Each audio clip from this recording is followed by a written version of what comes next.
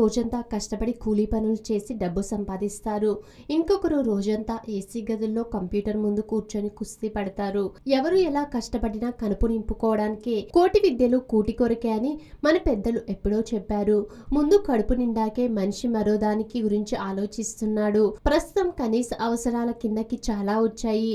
ఎన్ని ఆ జాబితాలో చేరినా మొదటి స్థానంలో ఆహారమే ఉంటుంది.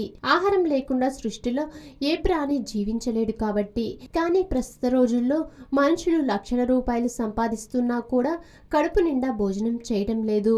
బరువు పెరుగుతామనో లావు అవుతామనో ఇలా కారణాలు చెప్తున్నారు. కొందరేమో తినడానికి తిండి లేక అవస్థలు పడుతున్నారు. ఈ రెండు కారణాల వల్ల పోషకాహార లోపాన్ని ఎదుర్కొంటున్న వారు చాలా మంది ఉన్నారు.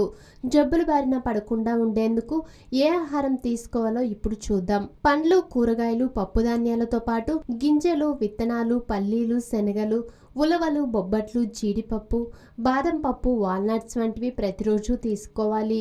భారతీయులు రోజు కనీసం 400 గ్రాముల కూరగాయలు, పండ్లు తీసుకోవాలని భారత పోషకాహార సంస్థ చెప్తుంది. రాగులు, జొన్నలు, వరి, గోధుమ వంటి ధాన్యాలు కూడా ఎక్కువగా తీసుకోవాలి.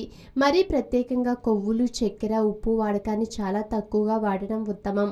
పోషకాహార లోపం తీసుకోవడంతో పాటు తగినంత వ్యాయామం చేయడం కూడా చాలా అవసరం. మన భూమి మీద మనిషి తినగలిగే మొక్కలు జాతుల సంఖ్య దాదాపు 30,000 ఉన్నాయని నిపుణులు చెప్తున్నారు. 50% క్యాలరీలు అందిస్తున్న వంటలు 8 రకాలు ఉన్నాయి. బార్లీ, బీన్స్, వేరుశెనగ, మొక్కజొన్న, వరి, జొన్న, గోధుమలు వీలైనంతవి ఎక్కువగా ఆహారంలో భాగం చేసుకోవాలి. బయట లభించే ఆహారాలకు ఎంత దూరంగా ఉంటే అంత మంచిదని నిపుణులు చెప్తున్నారు. ఫాస్ట్ ఫుడ్ అసలు తినకపోవటం చాలా మంచిది. చిన్నారులకు కనీసం 9 నెలల వరకు తల్లిపాలు ఇవ్వాలి. పుట్టగానే డబ్బా పాలను అలవాటు చేస్తే అప్పటి నుంచే వారిలో పోషకాహార లోపం తలెత్తే అవకాశం ఉందని హెచ్చరిస్తున్నారు.